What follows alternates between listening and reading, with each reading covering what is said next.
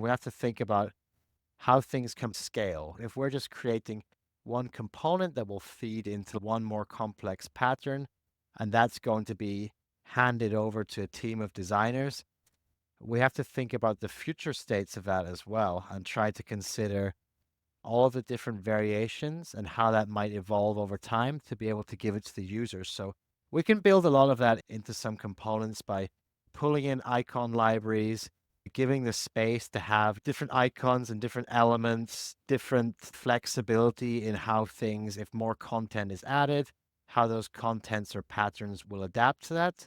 We can do that already to a certain extent, but obviously there's limitations and we don't know what the future. So I think especially if we look at projects where they're in a more conceptual ideation phase, I think in that case it's fine that we don't systemize everything. In that case, maybe what we might do is take a pre-built existing design system and we can use those components and elements to quickly create concepts, which then, we can make them as wireframes, we can present them to our partners, and that enables us to move quickly, to explore ideas without having to build everything from scratch. We can stylize them quickly together because there are these pre-existing systems. So it allows us to move quickly.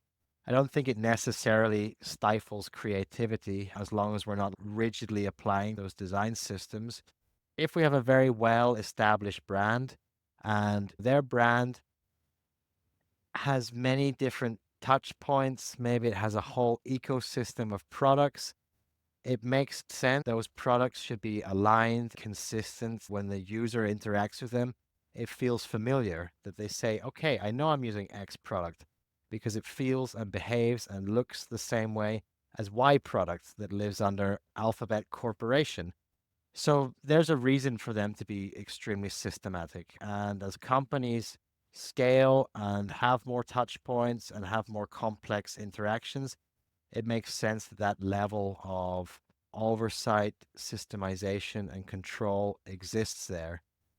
How should they scale design systems? I think my philosophy and the philosophy that we talk about door three is like start simple, like start from the beginning. You don't know what you don't know. Rather than trying to think about every particular scenario and every single context that may happen in the future and to create that in the beginning, which is, a very difficult task to do. It's better to start with what you need, colors, typographic scale, and add to that over time. So the complexity can be relatively simple. And then as you scale, that can be added to the system. Although you need to have some rules and governance in line with how you would go about doing that. And the way that we do it is that we would have a person, maybe more if it's a very large project, who would be responsible for creating those changes to the design system. And the people who are actually utilizing that design system downstream, they're taking those components that are already built and they're maintained by somebody else. And if they find, oh, I have this use case where the design system, it doesn't meet my needs. I need to have something else. I need to have another variation of this or I need a new asset. They need to communicate. We need to have an established process of how to do that. How can we identify these needs? How can we review these needs and quantify them, whether it actually merits adding something or making changes to the design system? So there needs to be these checks and balances in place. There needs to be clear definitions of roles and responsibilities. Who is doing what? Who is approving what tools are we using to communicate and approve things? So at a high level, it needs to be taken one step at a time. As the design system scales, complexity will scale. Operations, communications, components, patterns, and documentation. But that can all be taken, design systems should be looked at as organic things that we take care of and we nurture them the way that we would a plant. And, they grow over time. They have more branches over time and more leaves over time.